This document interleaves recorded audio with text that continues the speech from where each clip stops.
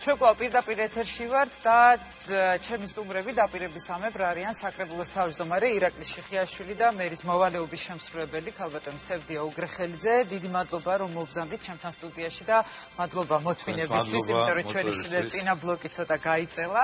სასიამოვნო ბლოკი იყო რომ კი, მნიშვნელოვან საკითხებზე იყო საუბარი და ასევე არანაკლებ მნიშვნელოვან საკითხზე უნდა ვისაუბროთ. ახლა რაც შეეხება დედაქალაქის ბედს, დედაქალაქის ბიუჯეტს, რომელიც განხეთქილების ვაშლი აღმოჩნდა საკრებულოსა და მერიას შორის და ბატონ ირაკლისთან მექნება პირველი შეკითხვა.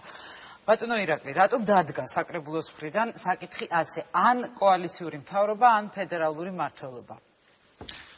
მე ძალიან ბევრი განცხადება გავაკეთე ამასთან დაკავშირებით და შევეცდები და კიდევ ერთი განცხადება იყო სწორედ გუშინ. დიახ, საქმე მდგომარეობის შემდეგში რომ დღესდღეობით ხარჯვით ნაწილთან დაკავშირებით სერიოზული კითხვები აქვს საკრებულოს და სერიოზული ეჭვები და ეს ეჭვები ძალიან ბევრი მიზეზისგან შედგება და დღესდღეობით, როდესაც საკრებულოს ვერ ხელეწიფება, იმიტომ რომ მოგეხსენებათ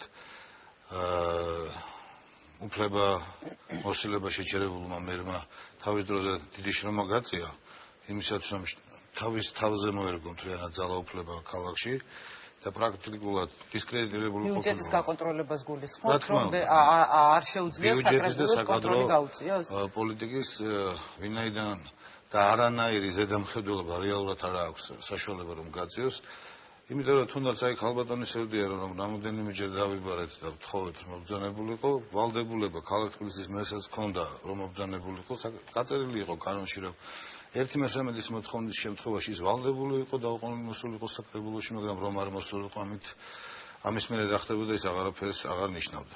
ბატონო ირაკლი, მაგრამ თავარი აი ამ ყველაფერში მაინც ჩვენ ამ დავაზე ბიუჯეტთან დაკავშირებით რომ რაღაც პუნქტები შეასწორეთ, ეს გააკეთეთ, ამაზე ჩვენ გვისაუბრიათ, თქვენ საკრებულოს წარმომადგენლებთან ერთადაც ქალბატონი სევდიაც იყო ჩემი სტუმარი და მერის სხვა წარმომადგენლებიც იყვნენ.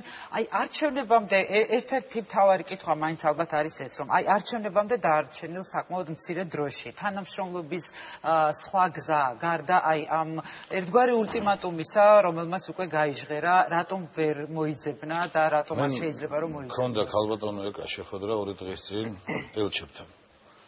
დაახლოებით 30 ელჩი იმყოფებოდა და მათგანაც გამოვისმინა ეს კითხვა. პასუხი არის ძალიან მარტივი. პლურალიზმი, ლიბერალიზმი, თავისუფლება, დემოკრატია, ეს ყველაფერი არის ფუჭის სიტყვები, თუ არ არის სამართლიანობაზე დაშენებული. დღევანდელი სახელმწიფო ბალანსი ქალაქში უსამართლოა და არანაირად არ შეიძლება. მე იქვე ვთქვი, 1 საათი რომ იყოს დარჩენილი არჩევნებამდე და სამართლიანობის აღდგენა იყოს შესაძლებელი, მე ვიბრძოლებ რომ სამართლიანობა აღდგეს და მარტივია. თუ ამისთვის არ იღწვი, ეს არჩევნები ჩვენ გვაქვს ჩასატარებელი. და მე მაქვს ძალიან საფუძვლიანი ეჭვი იმაზე, რომ ეს სამართლიანი არჩევნები შეუძლებელია ჩატარდეს, თუ ხარჯვის ნაწილში კონტროლის მექანიზმები და ბერკეტები არ იქნება საკრებულოს. მე ვთავაზობ თბილისის მერიას, რომ ერთად ჩამოაყალიბოთ სამართლებრივი სარჩული შეუქმნათ ამას და ერთად ჩამოაყალიბოთ წინასაარჩევნო, არც მათ, არც მე, არც ჩემს კოლეგებს არავინ არ გაგვეშდეს არანაირი კითხვები ხარჯვით ნაწილში. ანუ კოალიციურ მთავრობაზე საუბრობთ ის შეთანხმებული საკრებულოსთან. დიახ. ოღონდ სამართლებრივ წილში. კი, მე გადმოვალ თქვენთან, მოდით ქალბატონი სევდიას აზრი მოვისმინოთ ამასთან დაკავშირებით. ქალბატონი სევდია, თქვენ ამბობთ, რომ საკრებულოს ინტერესებში შედის თვითმმართველობის დაშლა და ეს უკავშირდება გარკვეულწილად საარჩევნო გეგმებს. თქვენთვის რატომ არის მიუღებელი აი ეს წინადადება, ეს შემოთავაზება, რაც კოალიციურ მთავრობას გულისხმობს? მე ნამდვილად მაინც ვიტოვებდი ცოტა იმედს, რომ აქ ლაპარაკი იქნებოდა ბიუჯეტზე. ბიუჯეტზეც ვისაუბრეთ, იმდენი ვისაუბრეთ, რომ მაინც და უახლესი ამბავი ეს არის. მე მოხარული ვარ, რომ მათთ გულწრფელი არის ბატონი ირაკლი თავის გეგმებში, ის ბოლომდე ამჟღავნებს ამ გეგმებს და 1 საათიც რომ იყოს დარჩენილი. ეს გეგმებსაც გავამჟღავნებ ქალბატონო. ის იბრძოლებს იმისათვის, რისთვისაც იბრძვის. ახლა რისთვის იბრძვის? ჩემის აზრით, ბატონი ირაკლი და მისი გუნდი. ну, თუმცა აქ გუნდი ამ შემთხვევაში ცოტა ისეთ ფორმალური ნათქვამი არის. საქმე ის არის, რომ ადგილის მოსუფთავება, გათავისუფლება ყველასი, მერის მთავრობის სახლში გაშვება არის მხოლოდ და მხოლოდ ის, რაც 1 ოქტომბრის არჩევნების შემდეგ მოხდა სხვა მუნიციპალიტეტებში, უბრალოდ სხვა ფორმით. იქ ძალდატანება, გადაბირება, ანუ ანგარებით გრძნობებზე თამაში, დაშინება, ახლა ყველა ადამიანს შეიძლება რაღაც შეცდომა ჰქონდეს, მე თუნდაც საჯარო სამსახურში. ამ გზით მუნიციპალიტეტების 40 მუნიციპალიტეტში თუ მეტში არა, შემდეგ მიემატა კიდევ შეიცვალა ბალანსი უმრავლესობის სასარგებლოდ, ვინაიდან მათ ჰქონდათ ცრუ შეხედულება ადგილობრივ თვითმმართველობაზე, თუ ცენტრალური ხელისუფლება იცვლება, აუცილებლად უნდა შეიცვალოს ადგილობრივ თვითმმართველობაში ხელისუფლება.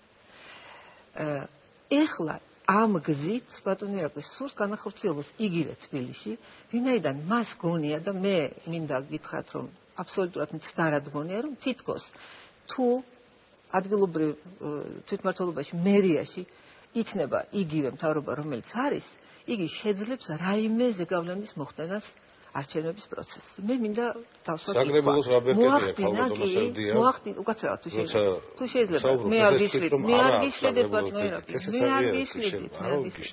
საქმე ის არის, რომ ასე რომ ყოფილიყო ეს, მაშინ 1 ოქტომბერს კი არ წააგებდა ის ძალა, არამედ მოიგებდა.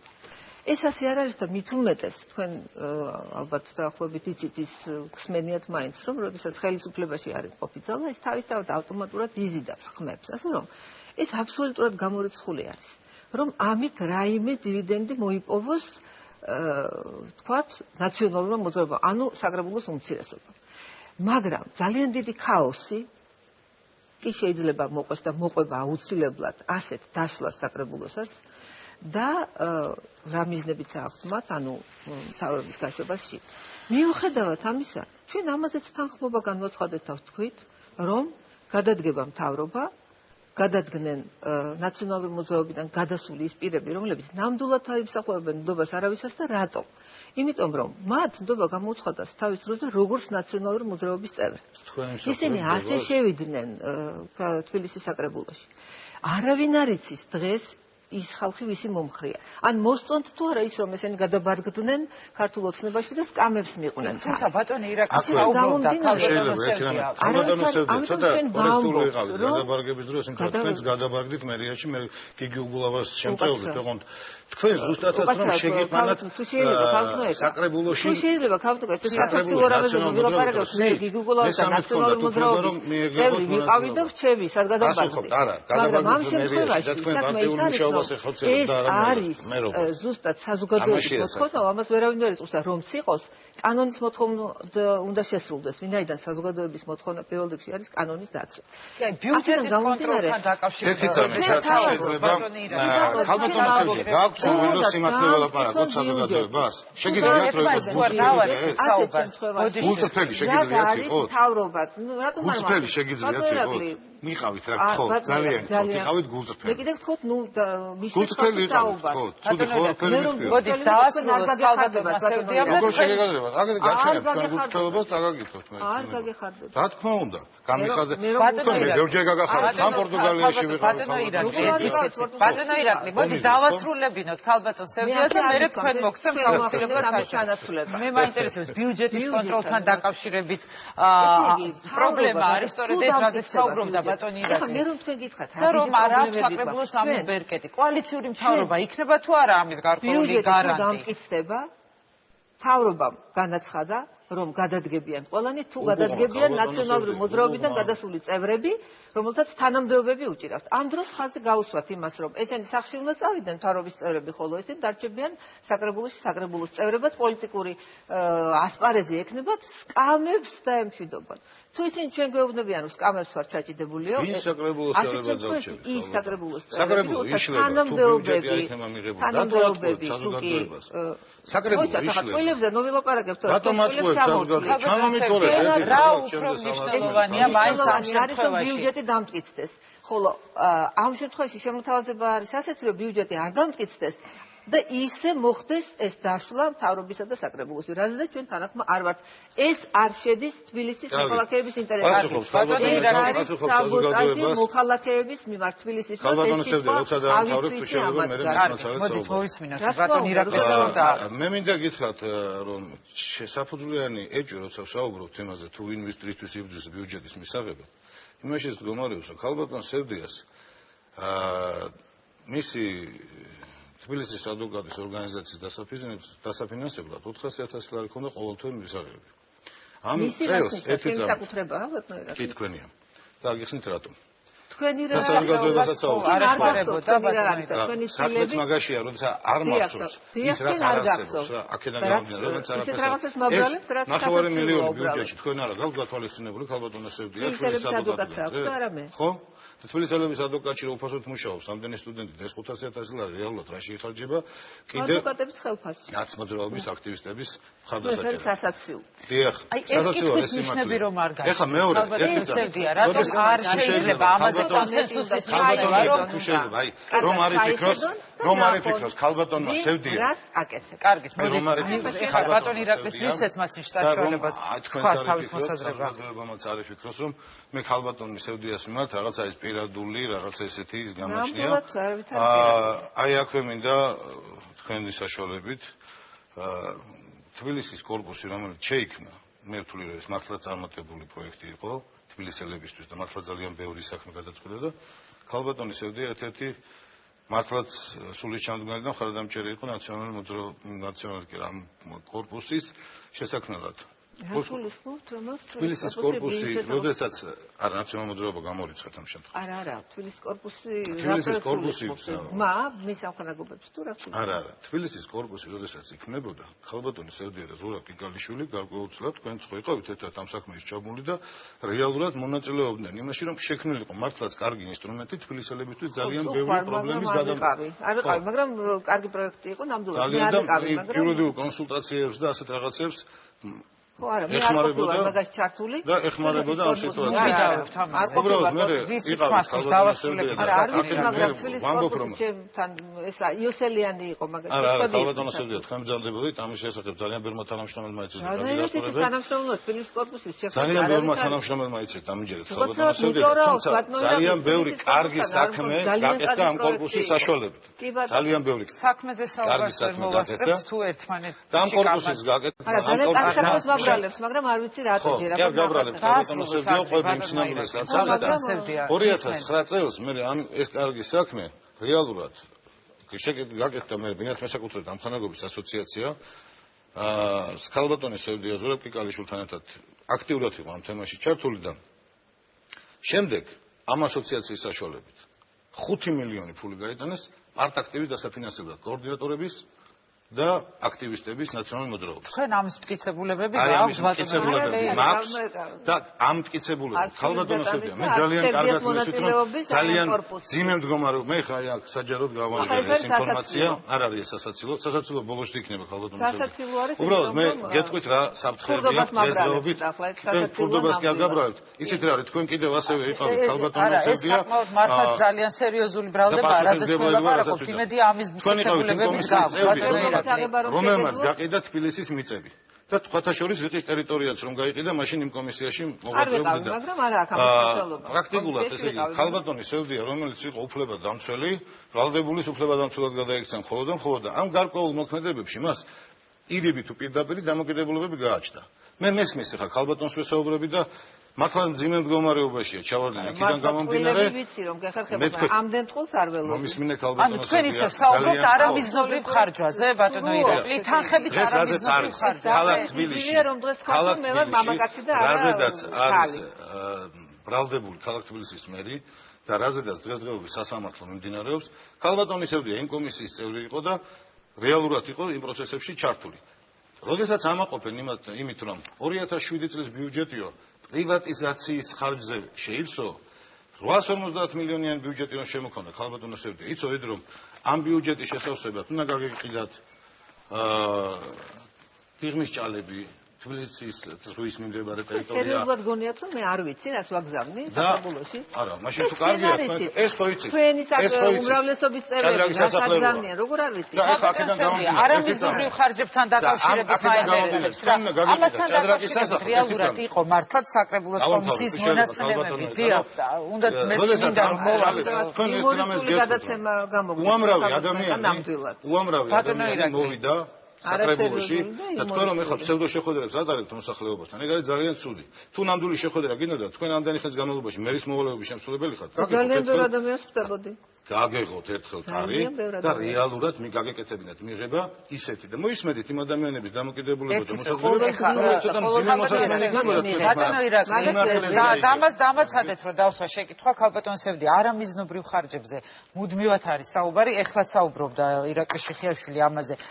თქვენი აზრით აი ამაში მართლაც რაღაც უსაფუძვლოა სრულიად აი ძალიან ბევრი ადამიანი ამას მართალ გადაცემას და დამაცდის ახლა მე ირაკლი შიხიაშვილი ლაპარაკს ძალიან კარგი იქნება. თქვენ მისვამთ ისეთ კითხვას რაღაც ზოგადს მაშინ როდესაც ჩემს პირისპირ ზის ადამიანი და ბრალდებაზე მიღებებს. ჯერ ერთი, ეხლა ჩემთვის გასაგებია, რატომ მომაწერა ესეთი ძალიან კარგი საქმის თბილისის კორპუსის შექმნაში მონაწილეობა.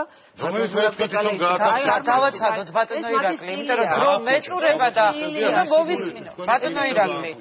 არა, უნდა დავასრულებინოთ აზრის გამოთქმა. საქმე ის არის, რომ თბილისის კორპუსის ნამდვილად კარგი პროექტი იყო, მაგრამ სამწუხაროდ მე არავითარი მონაწილეობა არ მიმიღია და აქედან გამომდინარე ვერაფერს ვიტყვი, ვერც 5 მილიონზე და ვერც 1 მილიონზე და ვერც 1 თეთრზე, თუმცა ღრმად ვარ დარწმუნებული, რომ ასეთი რამ არ მომხდარა. რაც შეეხება იმას, რომ ჩემი ყოფილა, მე ეხლა ჩემთან შემოდის 1000-ობით პროექტი. ესე იგი, მე რახან ჩემთან საკურაციაში მყოფ სამსახურებში არის ეს პროექტი ჩემი ყოფილა. ეს მათი აზროვნების სტილია. ყოველთვის მათ პროექტები საკრებულოს დეპუტატი იყავი და მაშინ იყავი დამაცადეთ, თუ შეიძლება დამაცადეთ ბატონო ირაკლი. ისი ნუ მივარდებით, ეს არ არის ზრდილობა და ამ ექსპერიმენტში უნდა დავასრულო გადაწყვეტა. ვიკამათებს ისე რომ მაყურებელმა ვერ გაიგოს. სტუდენტებს კი არ ვამუშავებთ, ვასწავლით ამაში, ისინი კრედიტს იღებენ და უნივერსიტეტები არიან ამაში ჩართული, ასე რომ ექსპლუატაციაზე, სტუდენტების ექსპლუატაციაზე და მათ ბედზე ჩივილი აქ სასაცილო არის. რაც შეეხება იმას, რომ სასაცილოა თქვენთვის. სასაცილო, გამოსავალს რაში ხედავთ, ზუსტად თვითონ წინადადება უნდა დავასრულო. ჩემთან მიმართებაში რაიმე თანხის მითვისებაზე ადამიანისგან, რომელსაც არ ახსოვს თავის წილები, დეკლარირებას არ ახდენს 33%, 25%. შეიძლება ქალბატონო აი ახლა კვადრატული მიწა, რომელიც შევაპარაკეთ, არის ჩემი და ჩემი დეკლარაციას არ წვეთ. ჩემი მისქონების დეკლარაციას არ უგრეხელიძეს და გიორგი ყოჩიაშვილს. წერს ანჯ მეტალის ხელმძღვანელი მისი თანამდებობა დირექტორი არჩილ გორდულაძე, რომელიც გაღას პრეტენზიებს აყენებს და აი ერთი აბზაცი მინდა წაგიკითხოთ, აქ წერია, რომ ესე იგი ისინი უკმაყოფილო არიან, რომ რაღაცა ტენდერი ჩაეშალათ, თუ ასეთ რაღაც მოხდა. ჩვენ დავასკვენით, რომ აქ არაფერ შუაში არ იყო ასფალტის ხარისხი, რის გამოც შეუწყდა ტენდერი. ან შეუსრულებელი სამუშაო. საქმე სხვა რამეში მდგომარეობდა. ვინაიდან ჩვენი ფირმის ერთ-ერთი დამფუძნებელია თბილისის საკრებულოს დღევანდელი თავმჯდომარის ირაკლი შიხიაშვილის მეუღლე ეკა ასათიანი, რომელიც ფირმის სტილის 25%-ის მფლობელია. პრაქტიკულად მოხდა ფირმის შეგნებული შანტაჟირება და ამაში ძალიან დიდი როლი ითამაშა უფლებამოსილმა შეხვედრებმა. ეხლა ეს არის ქალბატონო ეკა ის რომ ის წილი 25%, რომელიც არ ახსოვს არ დეკლარირებს. ეს ურთიერთბრალდებები, ეს ყველაფერი არ აინტერესებს მაყურებელს, მაყურებელს აინტერესებს რა ბედიელი ბიუჯეტს და პროგრამებს. გამოსავალზე თუ შეგიძლიათ ერთი წინადადებით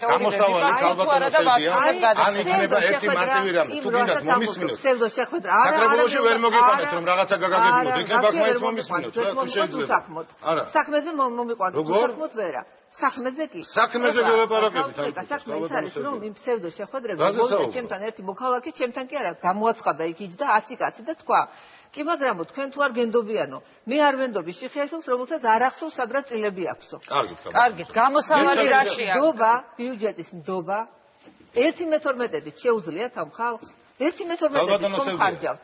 მე ხომ შემიძლია 50 მილიონი ლარი რომ აქვს ბრალდებული ქალაქის მერი და ესე მე ძალიან ვფარო აი ასეთი საუბარში გადაიზარდა დღევანდელი ჩვენი შეხვედრა ბატონო ირაკლი 50000 ლარი ტელეფონის ლაპარაკში რომ დახარჯა რატომ არ გაგისდა უფლებადამცველო ქალბატონო სევდია მაშინ სურვილი რამენაირად გადაგია უნდა დავასრულო ძალიან დიდი მადლობა თუმცა მე მაინც იმედი მქონდა რომ დღეს უფრო საქმიანად ვისაუბრებთ ან ისწავლით ლაპარაკს საკრებულოსთან წესიერად. ბატონო ირაკლი, ხალბატონოს ერთი წუთით ისე იქნება, რომელებშიც არის ისაიდუმლო საქმეები. თქვენგან ჩაკეტილი, თქვენთვის ჩაკეტილი საზოგადოებისთვის უცხო. ნახავთ გსურთ რომ უთხრათ მაყურებელს გამოსავალზე კიდევ ერთი წუთი გააქვთ ამისი გამოსავალი დავასრულებთან ერთად უნდა შეძლოს ქალაქ თბილისის მერიამ რომ დააკომპლექტოს აღმასრულებელი ხელისუფლება ისე რომ ხარჯით ნაწილთან დაკავშირებით არ გააჩნდეს კითხვები. წინააღმდეგ შემთხვევაში ქალბატონი სევდია როგორც აქამდე დღესაც ახორციელებს იმ დავალებების შესრულებას, რასაც ავალებს გიგი უგულავა. და მისგან იღებს. გავიგეთ, დიდი მადლობა. ძალიან დიდი მადლობა უნდა დავასრულო გადაცემა, იმიტომ რომ არ გამოდის საქმიანად. კიდევ ერთხელ გეტყვით. დიდი მადლობა. თორემ რა ხიზა? ქალბატონოს უნდა დაგემშვიდობოთ. განხორციელების საშუალებას დაგემშვიდობოთ. დიდი მადლობა. ბატონო ირაკლი, ქალბატონოს სევდია გადაცემა დასრულებულია. მადლობა იმისთვის რომ გვიყურეთ. ერთმანეთს შევხვდებით პარასკევს 22 საათზე. უკვე აუდიტორიასთან ერთად, ასე რომ პარასკევამდე გემშვიდობებით.